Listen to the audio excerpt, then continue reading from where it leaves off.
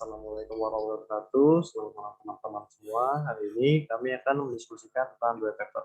Paper pertama yaitu Engineering Geological Characteristic of Expansive Soils in China. Kita mulai dengan introduksi terlebih dahulu. Jadi, expansive soil merupakan tanah yang sangat plastis. Tanah ini umumnya mengandung mineral lempung yang bisa menarik dan menyerap air.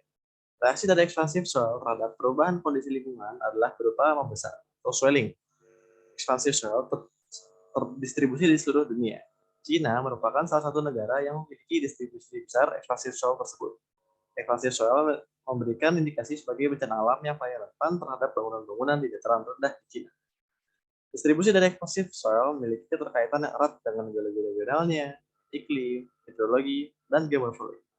China, expansive soil mencakupi Beijing dan Huaihai di utara, Ningmin dan Guangzhou di selatan, Cekung Sichuan di bagian barat, dan provinsi Shandong, Jiangsu, Zhejiang, Jiangxi, dan Fujian di bagian timur. Expansive soil di China memiliki asal pembentukan dan lingkungan yang berbeda-beda dan dapat terbagi menjadi 4 tipe, yaitu adalah lacustrin, alluvial, pluvial, dan alluvial. Secara garis besar, tipe lacustrin umumnya memiliki karakteristik geomorfologi berupa intermountain gradient. Tipe ini memiliki subtipe berdasarkan waktu geologinya, yaitu 1A, Pliocene Epoch, dan 1B, Pleistocene Epoch.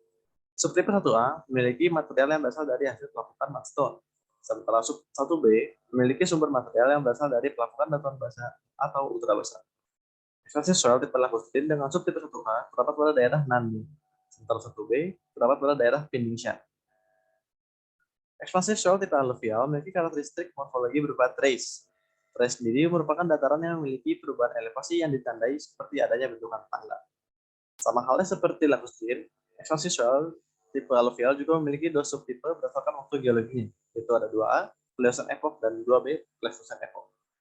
Subtipe 2A memiliki sumber material yang berasal dari pelapukan sand shale, sementara subtipe 2B memiliki sumber material yang berasal dari pelapukan sekis klorid, serta batuan beku, asam, dan basah. Expansive soil tipe alluvial dengan subtipe 2A terdapat pada daerah Longshan, sementara 2B terdapat pada daerah Yunnan.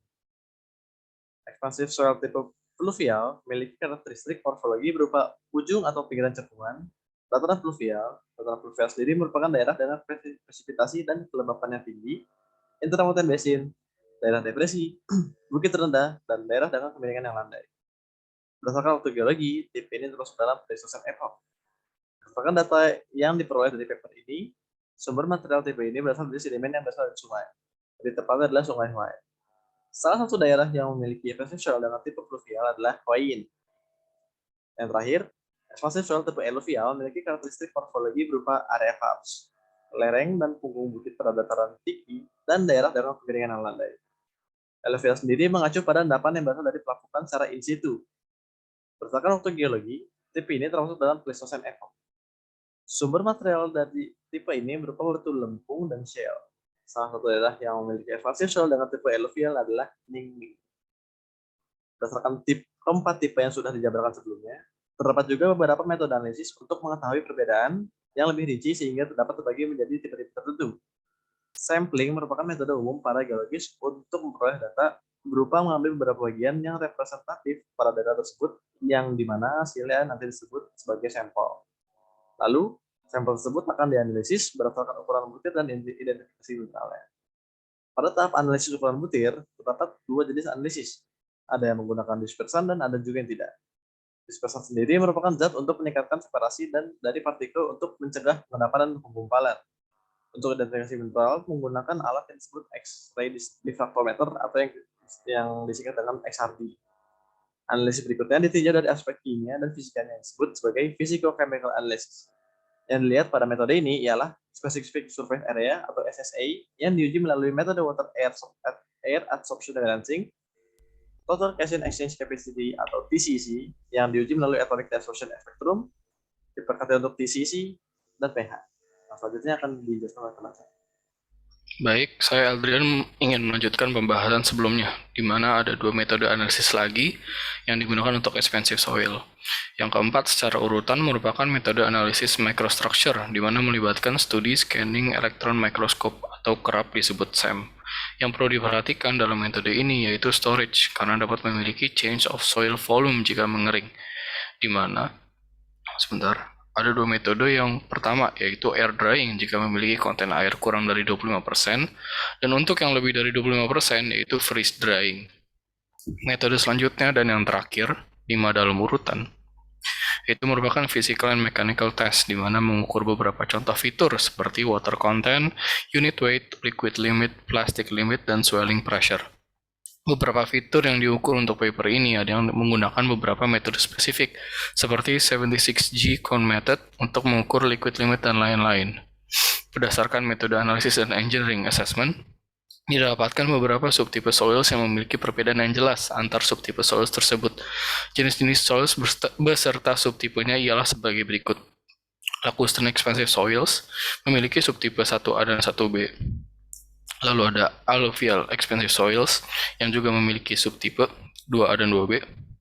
Alluvial expensive soil tipe 3, dan terakhir alluvial expensive soil tipe 4. Lalu berdasarkan test result dan hasil diskusi pada paper, didapatkan hasil urutan untuk general swelling dan shrinkage sebagai berikut. Tipe 4 yang pertama, yaitu lalu ada subtipe 1B, lalu ada subtipe 1A, lalu diikuti dengan subtipe 2B, lalu ada subtipe 2A, dan terakhir tipe 3. Untuk urutan general mechanical properties, dengan hal seperti compression dan shear strength, termasuk ialah sebagai berikut. Yang pertama yaitu subtipe 1A, yang kedua subtipe 1B, yang ketiga subtipe 2A, yang keempat subtipe 2B, lalu ada tipe 3 dan tipe 4. Lalu dapat diambil beberapa kesimpulan dari hasil riset dan analisa yang dilakukan pada paper ini, yaitu yang pertama, properties atau sifat dari expensive soils seperti swelling, shrinkage, dan mechanical properties terikat dengan faktor-faktor seperti asalnya, waktu geologi, proses geologi, sumber material, setelah komposisi, dan tipe microstructure. Lalu kedua, secara umum pluvial soil lebih rendah, lacustrine soil lebih tinggi, alluvial dan alluvial soils beragam dalam karakteristik swelling dan shrinkage. Ketiga, keberadaan umum dan karakteristik dari semua tipe expensive soils di negara Cina menunjukkan beberapa tipe fissure memiliki ragam warna dan tinggi akan plasticity dan stiffness. Lalu, keempat, kandungan Fe2O3 dan CaO dalam soil dapat meningkatkan particle bonds antara butiran lempung dan dapat merestrain swelling dan shrinkage pada tipe soil seperti subtipe 1A dan subtipe 2A. Kelima, kemampuan sebuah expensive soil tersebar atau bisa disebut juga dispersibility dalam natural state tergantung dengan agen cementing dan sifat exchangeable adhesion. Salah satu penciri poor dispersibility ialah memiliki kandungan tinggi Fe2O3 dan CaO. Keenam, waktu geologi dari expensive soil merupakan faktor penting yang mempengaruhi engineering properties. Soil yang terbentuk dari N2 sampai Q1 memiliki engineering properties lebih baik dibandingkan Q2 sampai Q4, yaitu dengan contoh subtipe 1A lebih baik dibandingkan subtipe 1B, dan subtipe 1B lebih baik dibandingkan subtipe 2A. Terakhir, seperti komposisi mineral, microstructure soil merupakan sebuah basic factor yang dapat menentukan karakteristik swelling, shrinkage, dan strength relationship. Mungkin untuk paper ini dicukupkan, akan dilanjutkan oleh teman saya untuk paper berikutnya. Terima kasih. Oke, selanjutnya, sebelumnya perkenalkan, nama saya Mas Ridho. Saya akan menjelaskan paper kedua ini, yaitu terkait yang berjudul Human-Induced or Natural Hazard Factors Influencing Perceptions of Actions to be Taken in Response to Induced Seismicity. Sebelumnya pada paper ini, penulis menjelaskan pada abstraknya, yaitu terdapat suatu istilah baru dalam mengategorikan potensi suatu bahaya, yaitu technohazards. Technohazards tersebut dapat dikatakan sebagai fenomena alam yang kemungkinannya disebabkan oleh teknologi ciptaan manusia atau dalam arti lain terjadi suatu hazards akibat adanya aktivitas manusia. Oleh karena itu, paper ini mengkaji beberapa faktor yang memprediksi technohazards, sehingga risiko tersebut dapat dikurangi atau bahkan dapat dihentikan. Pada paper ini juga dikhususkan meneliti studi kasus berupa seismisitas dari injeksi dan induksi fluida di Oklahoma dan Colorado di Amerika Serikat. Contoh dari technohazards ini adalah perubahan iklim akibat aktivitas manusia, serta injection induced fluid seismicity. Dalam literatur ini, penulis menjelaskan tentang technohazards yang sampai saat ini belum terlalu diteliti cara pengurangan risikonya. Sampai saat ini, lebih banyak literatur yang menjelaskan pengurangan risiko seperti beradaptasi dengan perubahan iklim, bukan berupaya agar manusia melakukan pengurangan aktivitas yang merusak lingkungan.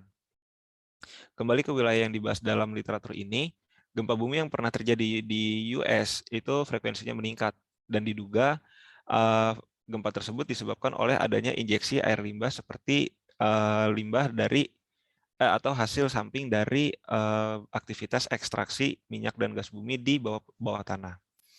Dalam beberapa dekade terakhir, tingkat frekuensi kegempaan di negara Amerika Serikat bagian tengah, para ilmuwan menyimpulkan bahwa gempa tersebut disebabkan oleh injeksi air limbah bawah tanah akibat ekstraksi migas. Sedangkan dari pandangan publik sendiri, air limbah tersebut terbuat dari hasil hydraulic fracturing, di mana beberapa negara lainnya hydraulic fracturing tersebut dipermasalahkan dan dipolitisasi. Upaya mitigasi risiko dari gempa bumi yang disebabkan oleh technohazards tersebut masih sangat jarang diperhatikan dan jarang diteliti. Sebenarnya sudah ada beberapa literatur yang menjelaskan, namun tidak dilanjutkan lagi karena mendapatkan respon yang kurang baik dari beberapa otoritas termasuk masyarakat publik. Karena masih banyak yang menganggap bahwa manusia itu bukan sebagai agen dari pencipta adanya gempa bumi atau hazards atau natural hazards. Solusi yang pernah diusulkan oleh para ilmuwan itu dapat mempengaruhi secara buruk terhadap industri migas. Karena jika dilakukan penghentian hydraulic fracturing, mereka atau dalam tanda kutip para industri migas akan harus mengeluarkan uang yang lebih banyak lagi untuk bisa memindahkan air limbah tersebut atau mendaur ulang air limbah tersebut. Namun, negara-negara khususnya di bagian yang diteliti ini telah mencoba membuat peraturan ketat dalam mencegah terjadinya gempa bumi akibat pembuangan air limbah, yaitu memberlakukan moratorium pembuangan di wilayah aktif seismik pada tahun 2011, serta sudah membuat beberapa sistem regulasi.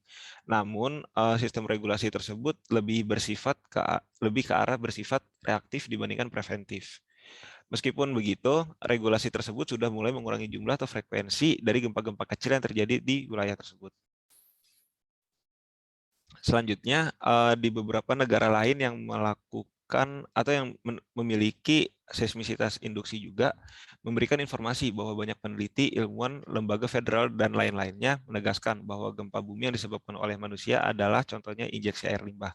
Namun, lembaga-lembaga lokal, pejabat khusus industri migas, dan kelompok berkepentingan dengan migas lainnya menyatakan bahwa gempa yang pernah terjadi disebabkan oleh aktivitas alam atau aktivitas tektonik saja. Perbedaan pendapat itulah yang membuat kredibilitas dari informasi terkait pengurangan atau mitigasi bencana sangat kurang baik. Lalu perbandingan dari para pemerhati lingkungan serta dari industri migas itu juga berbanding terbalik, di mana menurut industri migas penggunaan hydraulic fracturing ini akan memberikan hasil ekonomi yang lebih baik dibandingkan tidak menggunakan aktivitas tersebut. Namun menurut pemerhati lingkungan, aktivitas tersebut dapat merusak lingkungan yang sudah ada. Selanjutnya dilanjutkan rekan saya.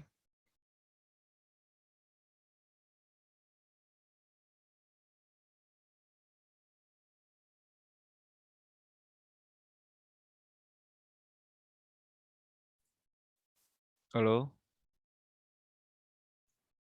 Ya, selanjutnya saya akan melanjutkan untuk metode dari penelitian paper ini. Yang pertama adalah lokasi dari metode penelitian, di mana di sini menggunakan 4 situs di kota Colorado dan juga Oklahoma, 2 situs di kota Oklahoma dan juga 2 situs di kota Colorado.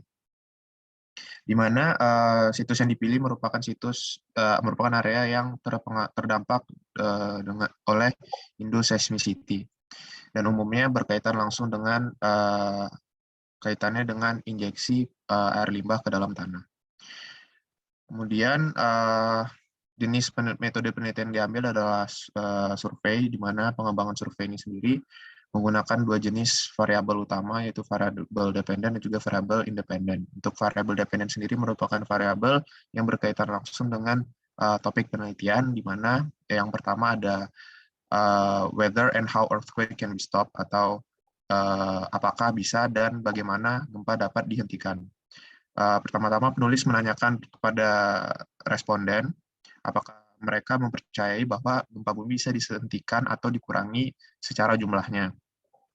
Dengan begitu, penulis dapat memahami proporsi dari populasi di kota tersebut yang mempercayai tentang bahwa aksi manusia dapat mempengaruhi gempa bumi. Kemudian juga topik yang kedua adalah pandangan publik terhadap regulasi yang telah ada atau kebijakan yang telah dibuat oleh pemerintah tentang gempa bumi. Kemudian yang tadi merupakan variabel dependen. Kemudian ada variabel independen atau variabel yang tidak berkaitan langsung dengan topik penelitian, namun diperlukan untuk mendukung kajian penelitian. Seperti yang pertama adalah credibility of sources atau kebenaran dari sumber yang diterima oleh publik dalam mendapatkan informasi. Kemudian yang kedua juga pandangan publik terhadap hydraulic fracturing. Kemudian yang ketiga ada juga pengalaman publik terhadap kegempaan itu sendiri. Nah, setelah melakukan pengembangan variabel survei, kemudian penulis mulai melakukan pengumpulan data, di mana di sini penulis menggunakan third party vendor atau yang menyediakan platform survei secara online dengan distribusi data sebanyak 1.000 alamat per situs untuk 1.000 alamat situs yang telah dipilih. Kemudian hasil dari survei ini dikumpulkan menggunakan Qualtrics Survey Hosting Platform dan datanya dianalisa dengan software analisis statistik yaitu yang berinisial R. Data-data yang kurang kemudian dikalkulasi menggunakan metode expectation maximizing bootstrapping, yaitu masih ke atas lagi. Dengan metode expectation maximizing bootstrapping method pada software R sendiri, di mana metode ini berdasarkan data yang telah ada mengkalkulasi dan menggenerasi kemungkinan data-data yang ada untuk kategori demografi. Kemudian setelah melakukan pengumpulan data, kemudian penulis melakukan data analisis, di mana untuk analisa data sendiri itu menggunakan dua jenis logistic regression, yaitu binomial logistic regression dan multinomial logistic regression. Dari kedua metode tersebut, hasil analisa data yang didapatkan adalah, boleh di-scroll ke atas lagi. Nah, di hasil yang didapatkan yaitu sebanyak 449 responden yang mengisi survei, dan rata-rata dan persentase dari responnya adalah sebesar 11,2%. Berdasarkan prediksi populasi pada tahun 2014, respon yang diterima oleh penulis itu jauh lebih besar dari sampel size yang dibutuhkan dalam merepresentasikan populasi keseluruhan untuk disurvei, dengan tingkat persentase kepercayaan sebesar 95% dan margin of error 5%, yang merupakan standard value untuk social research menggunakan categorical data. Untuk sampelnya sendiri itu 56% berasal dari area perkotaan, dan 52%-nya berasal dari kota Oklahoma sendiri. Kemudian untuk umur dari responden rata-rata berumur 55,1 tahun, dengan gender 51% wanita dan 51% wanita dan 63% menyandang gelar sarjana atau lebih tinggi. Untuk etnis sendiri 89% dikategorikan sebagai kulit putih, dan mayoritas 70% merupakan anggota keluarga atau yang memiliki properti di kota Oklahoma sendiri. Untuk pertanyaan apakah gempa dapat dihentikan? Dari 449 responden menyatakan 42%-nya menyatakan bahwa percaya bahwa gempa dapat dihentikan atau angkanya dapat dikurangi.